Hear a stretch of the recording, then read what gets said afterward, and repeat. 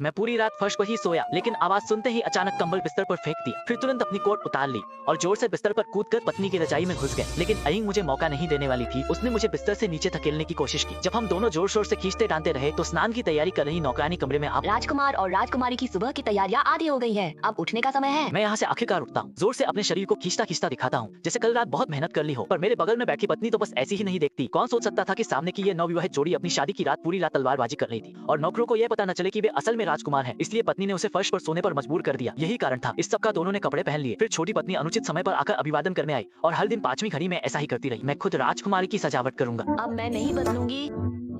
मैं उसे हर दिन मेरे सामने लाता हूँ और फिर सीधे ही मना कर लेता हूँ। गुलयांगदी ने यह सुनकर स्पष्ट रूप से खुश नहीं दिखा, लेकिन उसने इसे दबी रखा। फिर उसे अपना खुद का कढ़ाई किया हुआ युयांग मिट्टी निकाला। यिंग ने बस एक बात में उसकी कढ़ाई की तारीफ की तो गुलयांगदी ने तुरंत ही उसे एक बड़ी उदार टोपी दे दी और कहा कि वह खुश है कि राजकुमार उससे शादी कर रहा है। इस तरह वह ली के साथ अपने रिश्ते को और करीब दिखा रहा है। यिंग वाकई सुन नहीं पाई। अभी मेरे यहाँ एक स्क्रीन की कमी है, तो क्या तुम मेरे लिए एक बड़ा शो बोतल फिर से मरम्मत कर दो? तुम्हें ज्यादा दिक्कत तो नहीं होगी? सच कहूँ तो ये चाल वाकई कड़ी थी। सीधे एक बड़ा काम दे दिया ताकि वह दिन भर बिन काम के मेरे सामने आके बातें बातें ना करे। छोटी रानी ने भी नहीं सोचा था कि राजकुमारी नियमों के खिलाफ खेलेगी। असंतुष्ट होकर उसने तुरंत राजकुमार से मदद मांगी, पर राजकुमार ना तो उसकी बात सुना, ना ही उसकी मदद की, बल्कि उसे जल्द से जल्द स्क्रीन की कढ़ाई पूरी करने का आदेश दिया। छोटी रानी को बस दांत कसकर वह काम मान लेना पड़ा और उदास चेहरा लेकर चली गई। राजकुमारी जरूर जानबूझकर ऐसा कर रही है। वह कढ़ाई वाली बोतल इतनी बड़ी है, इसे कब तक कढ़ाई करनी पड़ेगी? यिंग की झंझट का सामना करते हुए कुवान नियांग को अभी भी लगा कि वह दूसरी तरफ उसकी मौजूदगी से परेशान है। क्योंकि वह मेरी परवाह करता है, इसलिए मैं और ज्यादा उसके सामने दिखती रहूंगी ताकि वह हमेशा हमेशा गुस्से में पूर्व महल की ओर भागे। उसके अलावा एक और है, राजकुमार का एक अच्छा छोटा भाई। अगले दिन की सुबह छोटी रानी ने फिर से कोई बहाना बनाकर राजकुमारी से मिलने की कोशिश की, पर राजकुमार ने उसे जगह में ही रोक दिया। उसने तुम्हें स्क्रीन की कढ़ाई करने को कहा।